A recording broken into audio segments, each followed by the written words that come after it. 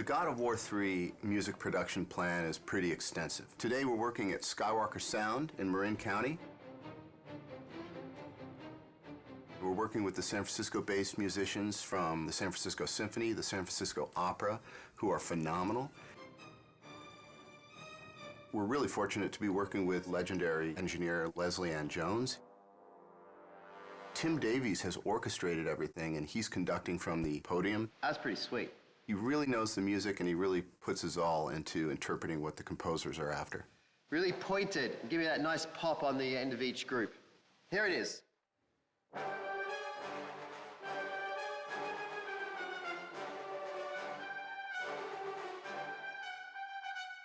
Beautiful, thank you. The music originally comes in from the composer in what we call a mock-up, which is basically he's using his synthesizers and samplers and, we call them fake strings, fake brass, fake choir, to assemble the composition. And then once it's approved, it comes to me to translate that and put it on paper for the orchestra. It's damn expensive to have an orchestra sitting there, so my job is to make sure that everything's spotless on the page in their language.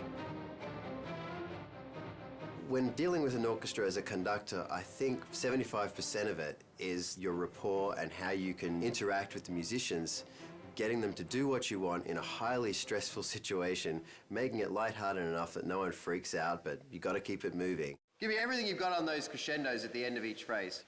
Here it is. They're a pack, and they need a leader, and they're all brilliant musicians, but there's something about when you put an orchestra together, they need that focal point, that one person that they follow.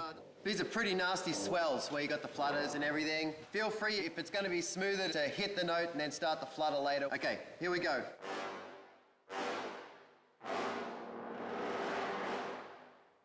They can smell when you walk into the room if you can do it and if they're going to go with you. I've been lucky that, they like me, and I've been here a lot to the ranch to conduct. And, it works really well, and they're a great orchestra.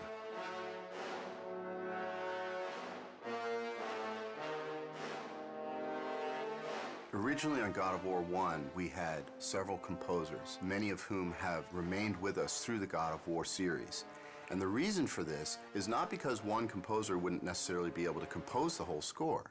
It's because the variety that their different styles bring to the table is actually a tremendous advantage. Why are there 5 composers on this collection? Well, that's a question for somebody else who did the hiring, because I'm sure that any one of us would be quite happy to bump the other ones off and do it all by ourselves.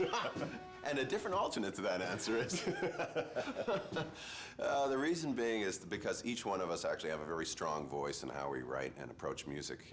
But generally speaking, we don't clash in styles, and therefore what ends up happening is a happy salad of the different styles that we all bring to the game, but essentially we actually work very well together as a team. Sitting with Stig and sitting with the whole Sony crew who have they have this thing in their minds called God of War. It's an entire world. It goes beyond just characters. It's a whole, they know how they want everybody, they want the players to feel.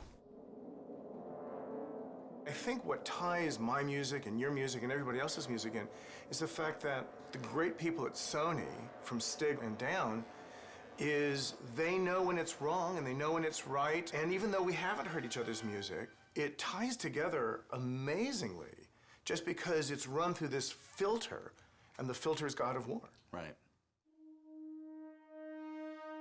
One of the great things about scoring for video games as opposed to film is that there's a tremendous amount of freedom. I'm not constrained whatsoever by any convention at all, because I think a video game is not a film. And since we're not restrained by anything that's happening at any particular point in time, it's quite a free world to actually envision what you want to write and see it through to the end. The music actually is not only on a par with film, but in some ways surpasses most films. There's almost a requirement, certainly an expectation, that there be experimentation and innovation in video games, that the music is somehow striving to do something new and something really fresh and powerful, which isn't always the case in film. When it comes to raw power, I mean, this actually goes to another level than most films. Oh, yeah. Yeah, we have to write music that must exist and take care of the atmosphere that you're in and add to the intensity of the battles that you're in. It's kind of carte blanche. We get to write these amazing sounding scores and have it backed by 40-plus piece string section, 20-plus piece brass sections. The sky's the limit. We use a oversized brass section, so it's double the size of a normal standard orchestral brass section, just to give us this massive power and this huge low end. Guys that play low instruments, all they want to do is play low, and so we give them that opportunity. You get to unleash and not hold back, because the game never holds back, never. I talked to the orchestra and I said, if you have any moment that you have all of a sudden a feeling of lyrical beauty coming your way, ignore that completely and just go for the brutal, brutish, aggressive mentality of this score and you'll never go wrong. That's hugely fun. And it's so much more fun to write bad music than to write, good music. This is one of those games that actually lets you go all the way to the end of how big could it be, how nasty could it be. And it's great to do that. Of course, at the end of it, you just want to do a romantic comedy with some clarinets and...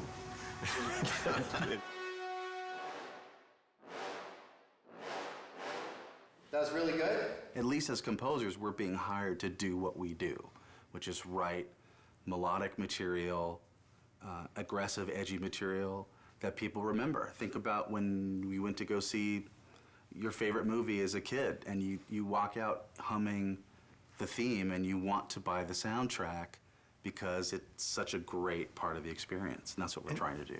Is to get people to buy the soundtrack to Godzilla 3. Yeah, I forgot. Good point. We did just go down to the studio, and we saw where the game's at, and the game, as you probably have just played through to unlock this video, is amazing.